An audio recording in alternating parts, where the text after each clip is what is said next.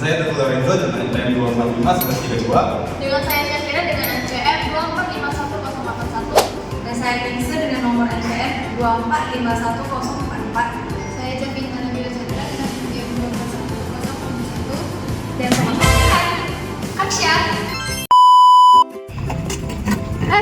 Dante, kenapa helmnya kayak gitu? Kok nggak takut kena tilang kayak gini? Enggak lah, ini bercanda aja, pakai balon kayak gini. Kan sekarang masih CCTV. Ntar kalau misalnya kena e-tilang gimana? Harus bayar ini, harus bayar itu. Belum lagi sih. denda pajak. Ribet ya.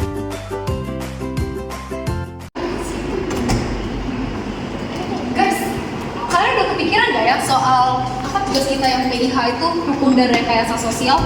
Oh, itu bukan hasil terus kokon ya? Iya, itu yang teori hukum menjadi rekayasa sosial supaya antara manusia meninggalkan kebiasaan buruk karena menjadi kebiasaan baik. Iya betul. Tapi kalau sebagai alat kontrol, bukannya itu bisa disalahgunakan ya? Kalau berarti teorinya salah dong. Kalau misalnya yang punya kekuasaan bertindak semena-mena, bagian yang nggak punya kekuasaan, gimana? Sebenarnya enggak juga sih, itu nggak bisa dikatakan salah karena penerapannya ada sendiri di Indonesia. Dan tadi aku ngobrol sama Dante nih soal undang-undang tentang e-tilang. Itu kan secara tidak langsung akan mengubah perilaku masyarakat kan dari yang melanggar hukum jadi taat hukum. Terus kan sekarang ada banyak nih polisi yang suka korupsi dalam menilang. Nah dengan adanya hukum ini pasti bagus dong bisa mengurangi tingkah laku atau kebiasaan buruk dari korupsi. Tapi kira-kira kan kepikiran gak ya soal kenapa sih si Ruskopam bisa berpikir teori itu? Nah teman-teman, kalian penasaran nggak dengan video lanjutan kami? Atau belum ngerti? Kalau gitu, tonton terus video ini.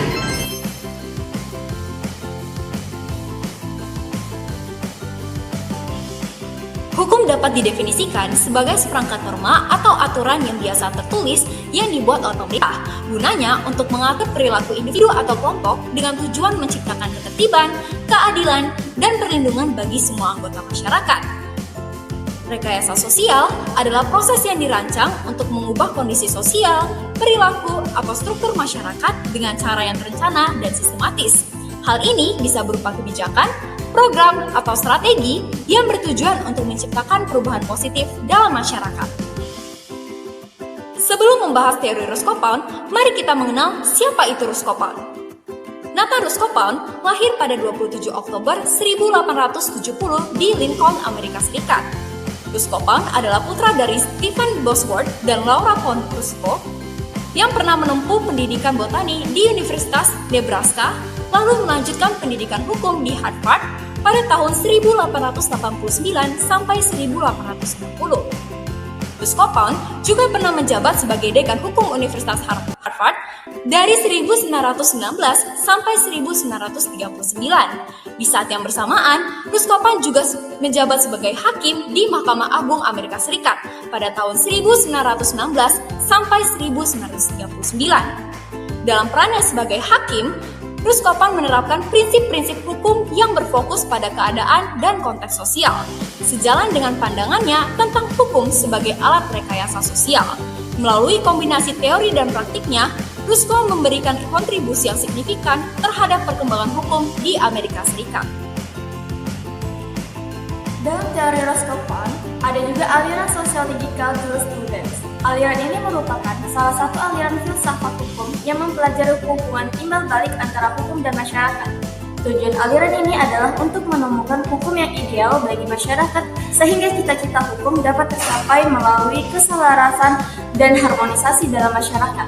Pemikiran hukum Ruskopam yang termasuk dalam aliran sosiological jurisprudence lahir sebagai respon terhadap pandangan positisme, hukum dan metode common law yang dominan pada awal hingga akhir abad ke-20. Pound menilai pendekatan tersebut terlalu kaku dan tidak mampu merespon perubahan sosial, terutama dalam menghadapi kebutuhan masyarakat akibat perkembangan pesat ekonomi Amerika. Inti dari aliran sosiological jurisprudence adalah upaya untuk mengatasi kekakuan hukum yang sering tereksploitasi dari realitas sosial. Hukum tidak boleh dibatasi oleh pendekatan formalistik atau analisis yang kaku, karena hal tersebut membuatnya tidak relevan dengan kebutuhan masyarakat yang terus berubah. Untuk menjadikan hukum tetap relevan dan adaptif, Pound mengusulkan kerjasama yang erat antara akademisi hukum, hakim, dan para praktisi hukum. Melalui kolaborasi ini, hukum dapat dirancang dan sosial.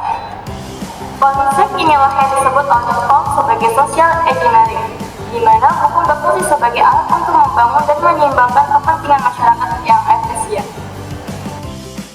Yang pertama ada merancang hukum berdasarkan kebutuhan masyarakat yang bisa diartikan mengidentifikasi masalah dan kepentingan yang ada di masyarakat. Yang kedua, mengumpulkan bahan hukum yang relevan, menggunakan aturan jurisprudensi dan kebiasaan sebagai dasar pembentukan hukum. Yang ketiga ada menyesuaikan dan menyeimbangkan kepentingan, memastikan hukum mampu melindungi berbagai kepentingan tanpa menimbulkan konflik yang tidak perlu. Ada 3 kepentingan yang dimaksud oleh Roscoe Pound.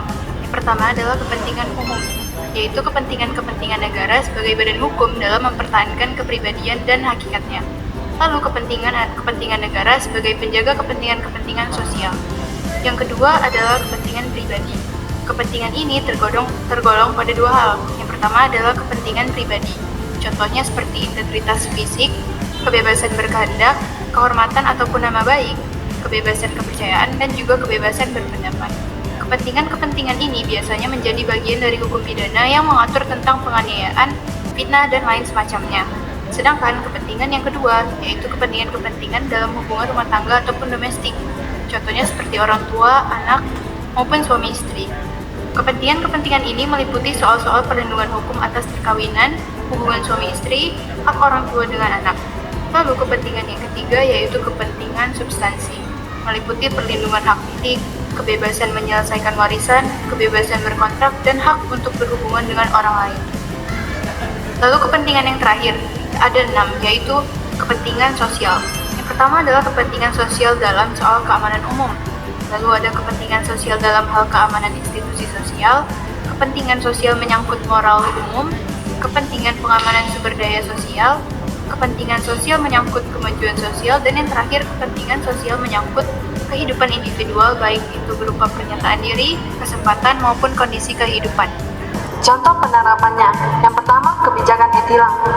ETLA adalah sistem tilang elektronik berbasis teknologi informasi yang menggunakan kamera dengan teknologi Automatic Number Plate Recognition atau ANPR untuk mendeteksi pelanggaran lalu lintas dan mengidentifikasi data kendaraan secara otomatis. Dikenal sebagai e-tilang, sistem ini diluncurkan pada tanggal 25 November 2018 oleh Ditlantas Polda Metro Jaya di Bundaran HI. Dihadiri oleh Wakapolri Komjen Pol Aridono Sukmanto dan Menpan RB Komjen Pol Syafruddin. Kebijakan e-tilang bertujuan meningkatkan transparansi, mengurangi pungutan liar, mempermudah pembayaran denda secara elektronik, serta mendorong kepatuhan masyarakat secara tertulis terhadap aturan lalu lintas demi keselamatan dan ketertiban di jalan raya. Secara yuridis, penyelenggaraan IITE atau e-tilang di Indonesia telah memiliki dasar hukum, yaitu Undang-Undang Nomor 22 Tahun 2009 tentang Lalu Lintas dan Angkutan Jalan atau LLAJ pada pasal 272 untuk mendukung kegiatan penindakan pelanggaran di bidang lalu lintas dan angkutan jalan dapat digunakan peralatan elektronik. Hasil penggunaan peralatan elektronik sebagaimana dimaksud pada ayat 1 dapat digunakan sebagai alat bukti di pengadilan.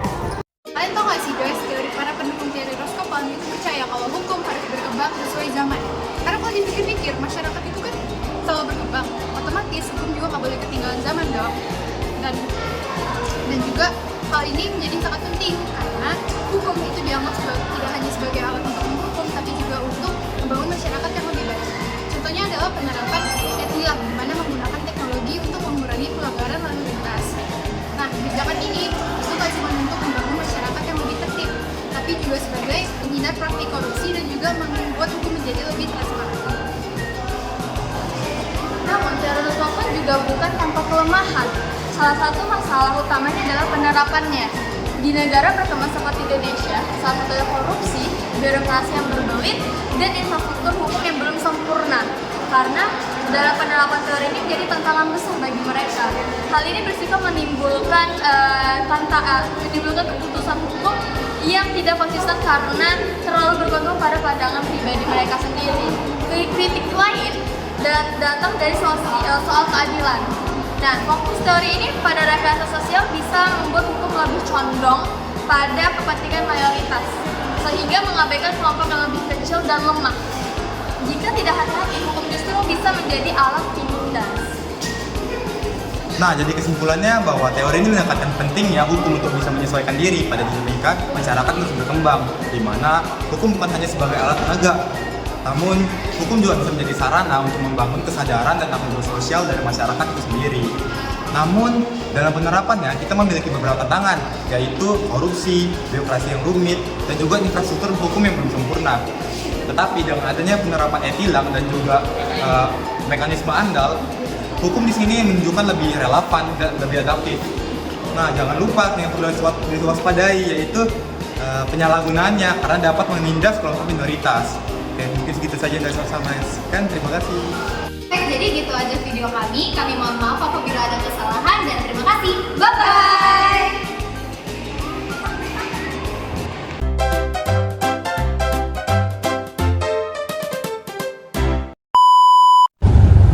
Woi, Dad.